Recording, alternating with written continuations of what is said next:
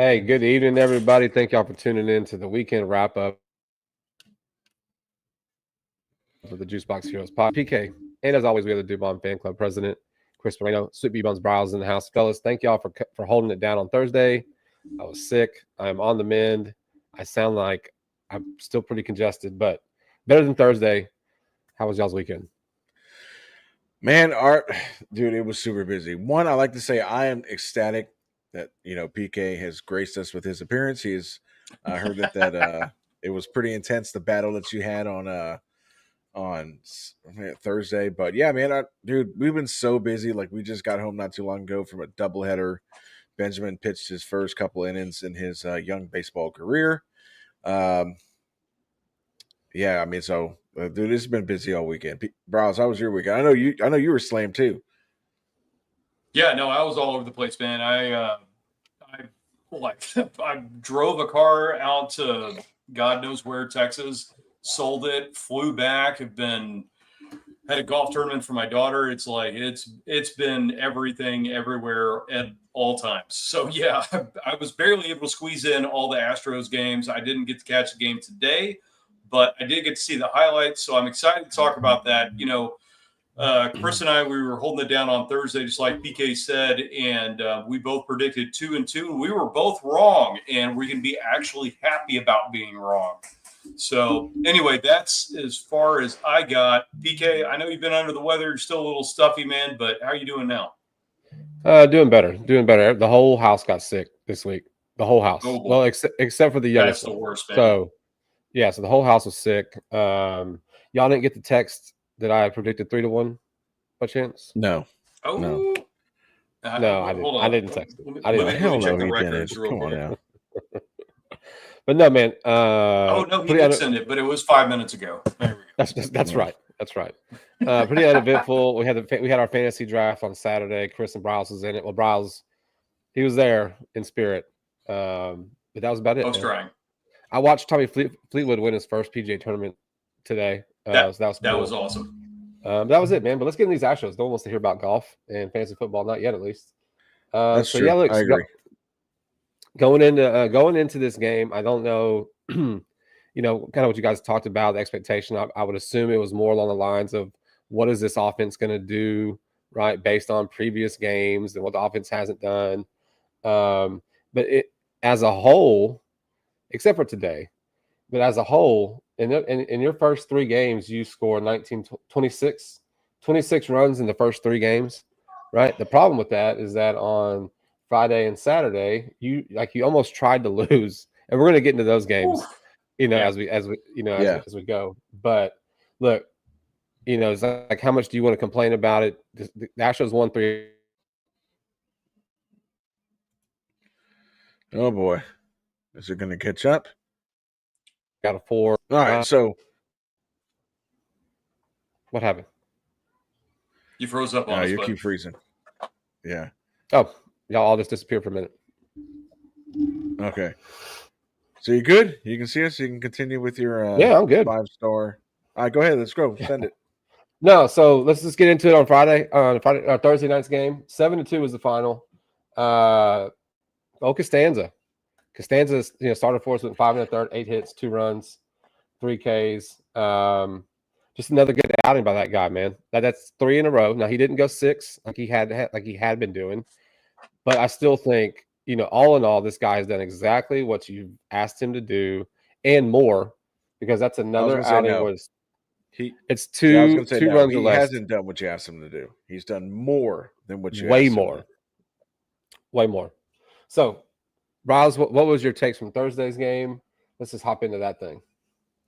Thursday, I mean, obviously, Chris and I were on the podcast while the game was going on. And we had the kind of Debbie Downer podcast before that because, I mean, obviously the Astros had not been looking good, at least from an offensive standpoint. And then, you can blame it on that, but the pitching didn't look good either. It's like the only game that looked good, and I'm going to say prior to our podcast on Thursday, was the Hunter Brown game. And it was only because Hunter Brown went out there, he knocked it out, and did everything he could, and we went to extra innings 0-0. So we'll wrap that up, and we lost that game. If you guys didn't catch the last podcast, anyway, Caleb Orr lost that game, by the way. Yeah, thank you, Caleb Orr. Anyway, so after that, I feel like there's been a huge changing of the guard from the at least the bullpen standpoint. We sent a bunch of guys down. We brought a couple guys back up. We reactivated a couple guys. And while Chris and I were doing the podcast, we ended up winning that game, man. Our offense came alive. The pitcher for the Baltimore Orioles that went out and shut us down for 8 innings in Houston. Oh, that was the guy, yeah. To a perfect game, fell apart. And, it was a combination of him falling apart, and it was a combination of our offense coming back. I mean, Payne looked really good. Altuve looked good. And the other guy that I think looked good this entire series was Christian Walker.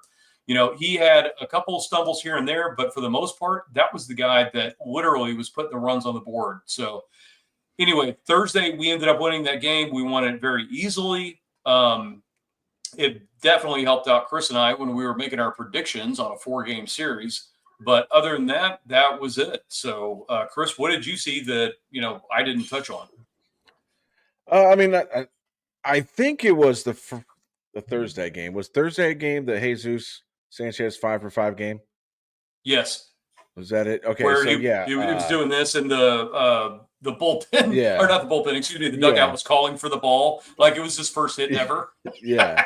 So no, but again, it's little things like that where you can kind of see like you almost kind of need a Jesus Sanchez, and I know that, Thursday morning when I was got into work, I talked to again David. And David, that was the first thing he said. He's like, man, if I see Sanchez do that he's like, I'm tired of seeing him smile as he's going like 0-for-4 with 2 strikeouts. But in a way, like when you think about it, I like the fact that they can have fun, that, oh my God, I finally got a hit, and enjoy getting out of a slump like that. And then I, try to raise hellfire and brimstone on Saturday because Jesus Sanchez was not in the lineup. And I didn't pay attention. I did not pay attention that they were throwing a lefty. But you know what? I'm sorry. You should be able to hit a lefty if you're a lefty, and if you're 5-for-5. You know who would have probably still thrown him out there because he was 5-for-5? Dusty Baker. Freaking Baker. Old Pop. And again, and we talked about old Dusty Baker the last episode on our melancholy, poo-poo rants that we did. But yeah, another guy who had a good series was Correa. Correa has been a sight for sore eyes since he's come back in the trade deadline now. So, I'm trying to think. Like, I can't remember off the top of my head who pitched. I felt like after that, between this whole Orioles series, there's been about 40 guys that got called up, called back down, DFA'd, and so like I know Blue Ball pitched, but I think that was like yesterday. But yeah, so the big stat that stuck out to me was the 5-for-5 night for Jesus Sanchez. Yeah, Jesus Sanchez having that 0 for what, 20 something, 28, 30 something, yeah, it was 28, man. Yeah, 27, 28, something like that. It was unreal. And you hit it. Correa 5-for-2, 2 RBIs. Walker 5-for-2, 2 RBIs. Sanchez 5-for-5. Caratini 2-for-4. Right. And then Jason Alexander, doing his thing, right? So that's on Thursday. It's 7-2. You start the game. You start the series off with a big win. We jump into Friday night's game. You've got McCullers on the hill and Povich for the Orioles. McCullers goes 4, 5 hits, 3 runs, 5 walks, 4 Ks. The walks, yeah, walks. Just straight walking everybody, man. Yeah, and that was the big thing that kind of held back Browse and I when we did our predictions on Thursday, was how was McCullers and how was Arrighetti going to look? Mm-hmm. It's like we kind of christened Javier as he was going to look fine. But as we'll get into yesterday's game, he didn't really look that good. And No. so that was the big thing that that really is why we went 2-2, because we were concerned with how McCullers was going to look, and McCullers for the most part looked kind of like how I kind of expected him to look. I mean, I'm glad that he didn't, he was able to get himself out of the predicaments he put him in with the 4 walks. And we'll eventually get into yesterday's game today's game. Then you had Arrighetti, who pitched pretty well. So, not to cut you off, but yeah, but that was the big thing, was how was McCullers and Arrighetti going to look? Well, this was the game that essentially got Sean Dubin sent back down to AAA. So yeah, he has not looked good. He is complete at all. ass. Him and Ort. Yeah. Him and freaking Ort. Roz, what do you got? Well, I was going to say, the weird thing about that is Dupin actually, when Chris and I saw him in AAA, he looked crisp, man. I mean, he was hitting all his targets. He was painting.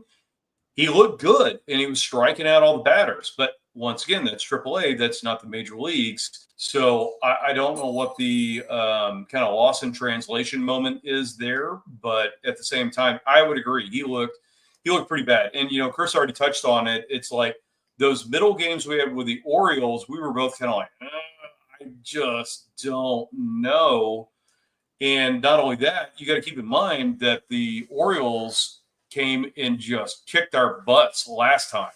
So the fact that we went to Baltimore, the offense finally woke up. Thank God.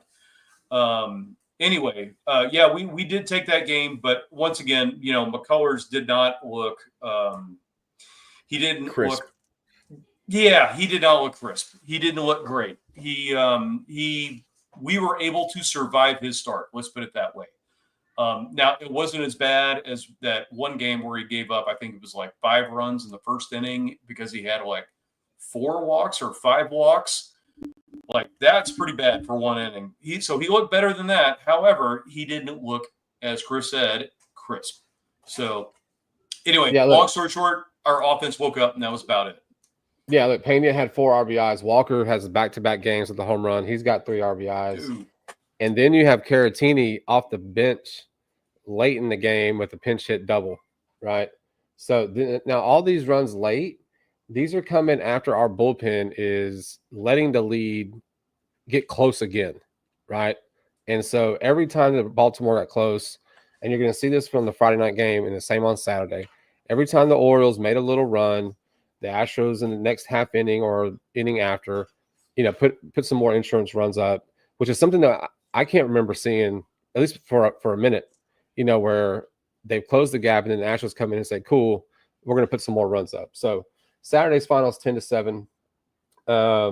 You basically threw 5 pitchers. Dubin, like I said, he went inning in 2/3, gave up 2. Okert came in, De Los Santos pitched, Ort came in, gave up a run, and Abreu with the save. So, you leave Friday, you're 2-0, you're going into Saturday. Christian Javier is on the hill. You expected him to kind of not capitalize, but continue the momentum of his previous start, go a little bit deeper. Chris touched about it a minute ago. His control was off. What I was noticing was that the changeup for him was really the only pitch that was working. All of his fastballs that he was trying to throw were up in the zone, and he was missing high the whole time. So he ends up going 2 innings, 5 runs, 3 of them earned, 4 walks. You can't put guys and give free passes to these guys. I mean, that's what it boils down to. So what do y'all have for Saturday's game? I mean, so the big thing I have, that was the AJ Blue Ball game where he came in, right? Correct. Yes. He got the win on that game. Yeah, he got the win. And dude, like, here's my thing, man. Like, this was another game that we tried to give away. Like, we tried. Mm-hmm. It was just like, I have been pretty impressed with AJ Blue Ball. Now, I understand he gave up, was it a 2-run bomb or was it 2 solo shots? I think it was 2 solo shots. So 2 solos. I'm trying to look it up 2 now. 2 solos. Yeah. One of them was Jeremiah Jackson. Okay. Jeremiah Jackson and Calzer. Okay. Yeah. Okay. So outside of those, and I feel like not giving up home runs can be kind of corrected. Maybe it's and he's still pretty young. I mean, so like, I don't understand because like I know they called him up and then they sent him down and then they recalled him again. I guess that was after they sent Dubin down. And at this point, he's going to have to stay up because he's out of options. I think now. I think he's completely out of options, which is good because then it forces the spotter to use. I would rather the growing pains with the younger pitcher than I would with a 30-year-old guy in Caleb Ort or a 30-year-old guy in Dubin. I mean, so I thought, even though he had the two solo, I thought Blue Ball looked really good. Yet was it yesterday? Yeah, it was yesterday. Yesterday. Saturday. We saw him come in a week ago and pump 98. I mean, like that's the shutdown stuff that you need, not Ort's 97 that you have no idea where it's going to go, not Ort's slider on a 3-2 pitch that's the least competitive slider in the history of the game. Like I said, I if Blue Ball can continue to be that guy that gives you 4 innings. Now it's going to get really interesting when you see guys like Luis Garcia come back. I'm assuming McCullers is going to be a stalwart in the rotation, so there's going to be no convincing Joe to move him to the bullpen. But for me, with all of the runs, like I said, the pitcher I was looking at was Blue Ball, and I thought he looked pretty well. He's 4 strikeouts in 4 innings. He did have 1 walk. I mean, but he looked good. I mean, and I'm sure there's a lot of offense to talk about. You scored 9 runs, but like I said, for me, it was Blue Ball kind of stuck out with the way he pitched. No, I would agree with you. I mean, he was painting corners. He looked really good overall. But other than that, I mean, listen, we started the game off. We top of the first, and we score 5. Like offense is on fire from the get-go. I mean, we're just out there hammering them. So you go into the bottom of the first, and you're like, okay, we're already up 5-0. We got this in the bag, right? Not so much. So with Javier giving up 5 in 3 earned, 2 unearned, in 2 innings, I mean that he did not look good at all. So we're going to see this with all these guys that we've got coming off the IL as far as him is concerned, as far as he is concerned, as far as also Luis Garcia, and we got JP France. Garcia's looked bad in the minors, like to the point where they demoted him back to Double-A. So JP France is looking a little bit better than that, but with all these guys that we've got coming off, you have no idea what you're going to get when they actually get into a game situation. And I think that's kind of like what Javier ran into. We did see him the first 2 outings he had where he looked really good. Well, okay, not really good, but better than average. How about that? And then this one looked awful. But as far as our offense was concerned, this was a really fun game to watch. And the fun part about it was it reminded me of the old Astros games that we were used to watching, where there was like no giving up in that team. Like they were always going to come back. You knew if you got whatever guy up, if it was Altuve, Correa, if it was Pena, or in this case, it was Walker, who actually was like rocking it in this game. I mean, it was nostalgic of some of the Astros teams of the past during our golden era. And it was good to see that fight back in them, because I think that was probably the biggest thing I saw was they had that fight where it felt like, I mean, all of last week, that was just completely gone and they looked defeated. And I feel like they've kind of got their swagger back. Yeah, no, I completely agree. Look, Walker goes 3 games in a row with bombs in this series, right? I mean, I'll take that all day. Correa, he's like not only hitting bombs, but he's having these like advanced at bats where he's putting the ball with 2 strikes in the opposite field, right? He's not, I know he's trying to, do something, but he's actually has a plan at the plate, right? Knows how important these runs are. So look, man, it was a good offensive game. I like how you put it, Bryles, where this was a fun game to watch. I don't know if I would like completely agree with that one, because it was going to be fun and stressful at the same time. because you put up 5 in the first inning, and you're like, come on, I mean, what the hell are we doing? Right? We just gave it back. So, but look, it was a win. It was a series win. That was the big thing. The series win. You keep winning while Seattle is in their little funk. In a Then we 4-game series win, that was huge. Sorry. Yeah, no, you're right. So look, a series win, 4 games. I mean, I think honestly, if I would have been on the episode on Thursday, I probably would have gone 2-2 because it's hard to kind of predict a 4-game series. I mean, it really is. But hey, series win. So on Sunday today, we're hoping to get the brooms out. That was the plan. You had Arrighetti on the hill.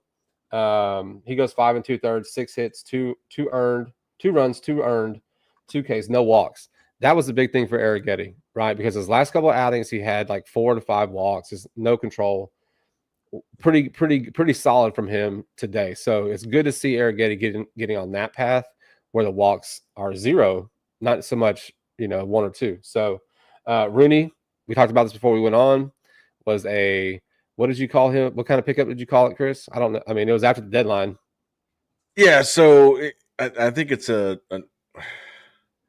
don't know. So the trade deadline on the 31st, it used to be the non-tender trade deadline, meaning that back in the day you would have 2 trade deadlines. But the one on the 31st means that you didn't have to pass a guy through waivers. So long story short, I think they're allowed to still make minor league to minor league player trades. Correct. You just can't trade for anybody that's going to affect off of your 40-man roster.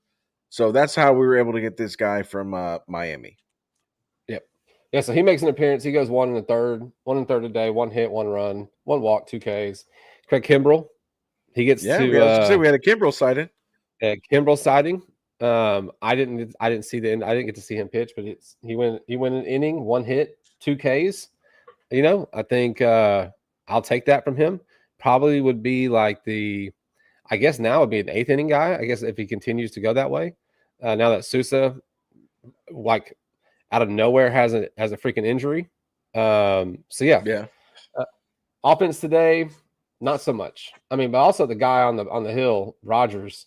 Dude, he was pretty dominant. He is pretty damn dominant. He went 7. Yeah. Like 9 we talked about him going 5, and he went 7.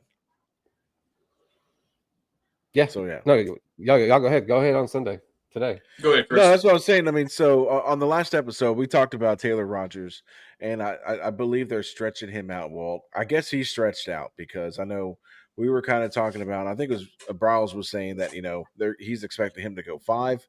Well, he went 7, and I don't know what it is about why they decided to stretch him out, but he's got a sub 1.50 ERA, 140. So yeah, so this guy's legit, and I mean he showed it today. I mean it is what it is.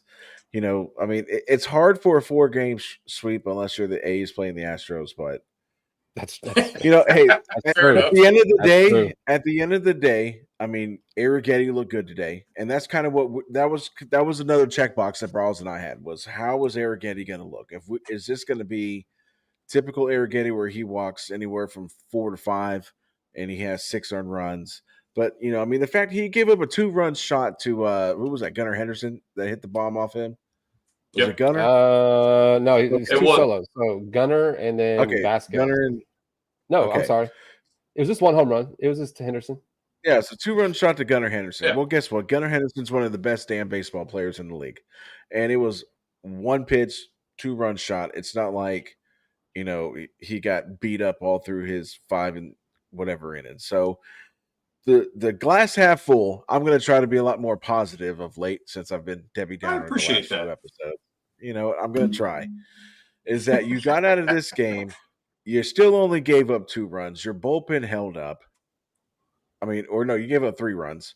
Arrighetti is showing you it had a much better start than what we've seen since he's been back.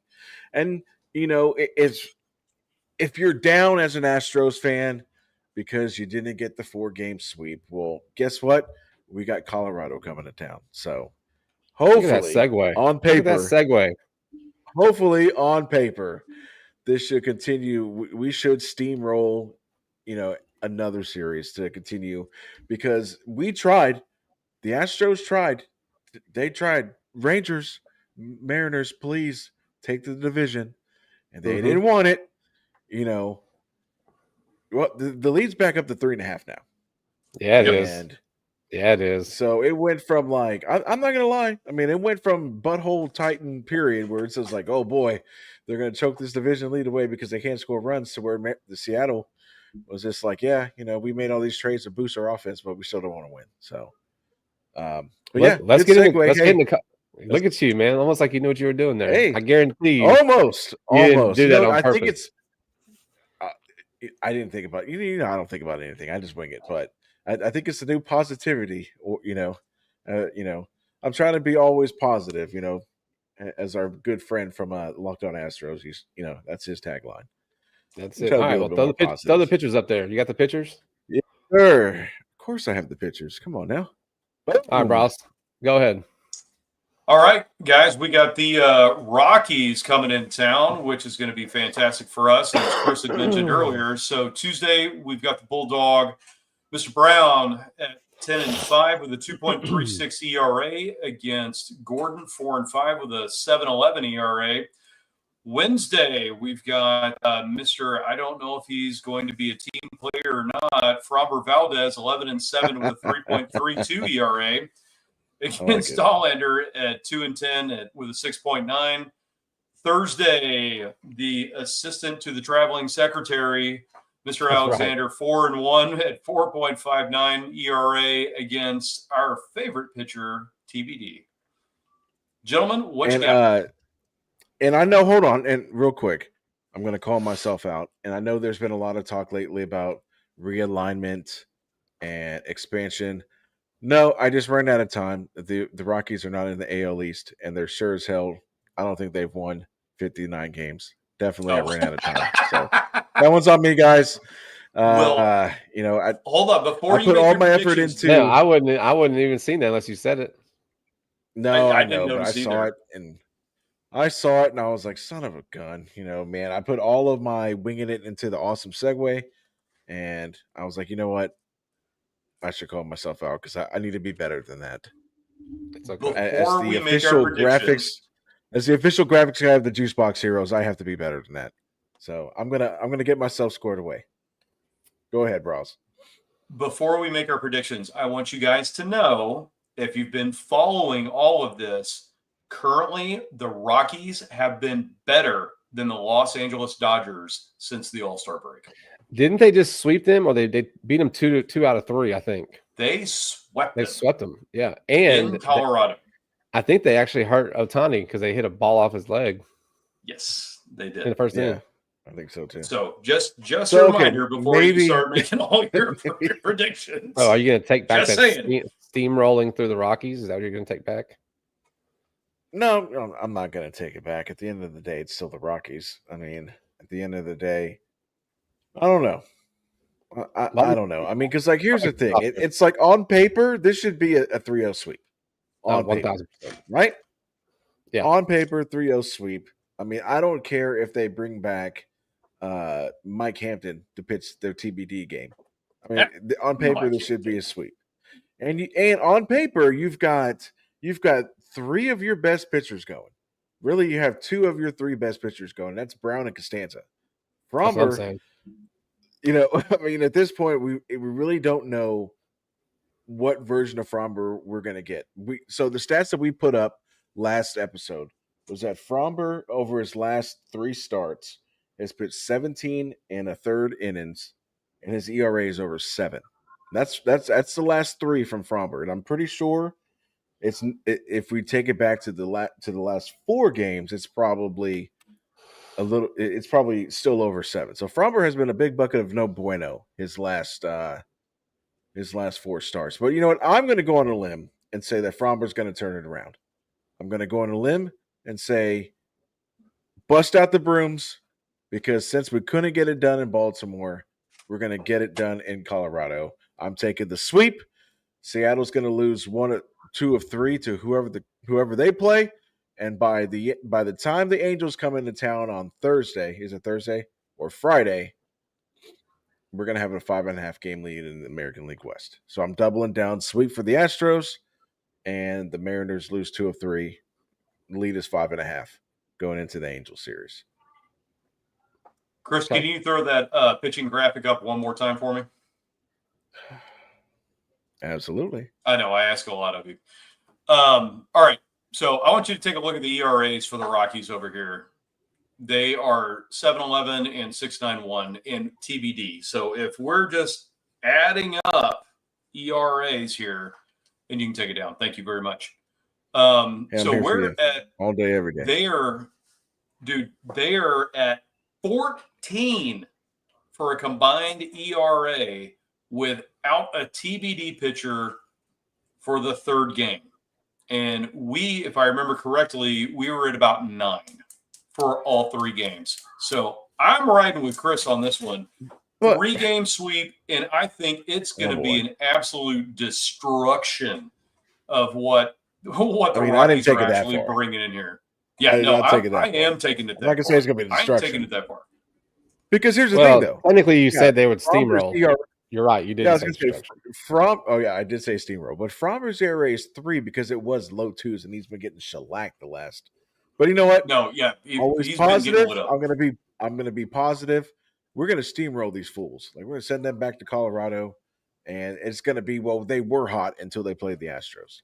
That's So- what I'm gonna say.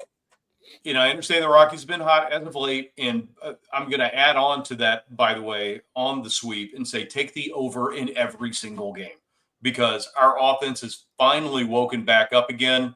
We've got our guys hitting. And hold on What? real quick, not to cut you off. And word on the street, and unless I'm on the wrong street, is that we could be getting Jordan back on Tuesday. So Yes, sir, we are. And again, I'm not saying that we're going to get Jordan, and he's going to come right back in the 2019 form. However, I understand this is only AA, but man, he was mashing down in AA. That's all I'm saying. So go ahead, Ross. He's saying take the over. He literally took the words out of my mouth. Yeah, take the over on every game. We've got Jordan coming back. And, even if Frommer gives up 3 runs or 4 runs or whatever the case may be, I'm telling you, the way the offense has looked after they finally got out of the slump, I don't know what they did. But anyway, after they got out of the slump, we're here to fight and we're here to win games and we're here to fight off the Mariners and anybody else that is trying to take this over. So once again, Mike Farron, if you're listening, yes, the West goes through Houston. And that's where it's going to stop. And that's where it's going to stop. And that's where it's going to stay. And that's the way it's going to be from here on out. Take it, PK. Booyah. All right. So we have a steamroll sweep and we have a complete destruction sweep. I am going to play 2-1. I don't trust Fromber. Just log off. Just log off. You know what? Just log off. I mean, I don't trust Fromber. We're having a Fromber's- positivity party. we still win the series. Still win the series. 2-1. That's not good. 2-1. I need Fromber to prove to me that he gives a damn. That's what it boils down to. So don't call out your teammates. Back up third and home like you're supposed to. Make your curveballs count so that you get the 19 ground balls like we're supposed to. That's what we need. So 2-1 for me. 3-0 for you guys. We'll update the predictions after this series. But, hey, great weekend in Baltimore. Now we come back home. We got Colorado in town. Starting Tuesday, big man number 44, who was 45 down in Sugarland, but still in bases. Did y'all see him still in bases down there? Yeah, you tell me none of those schmucks going to give him 44 for a weekend. That's what I'm saying. Jordan.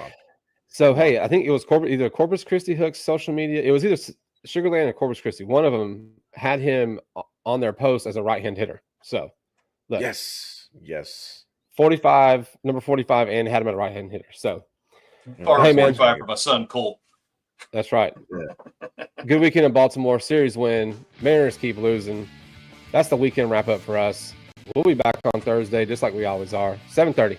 Same time. We'll get this Colorado series talked about. We're going to talk about the weekend series coming up. Let's keep this winning and rolling, baby. Series wins. Stacked series wins. But until then, I'm PK. That's Chris. That's Bryles. And this is the Juicebox Heroes. Y'all have a good week. Big game on Saturday. Man. Big game. Just a little bit. Man, I cannot wait to see that.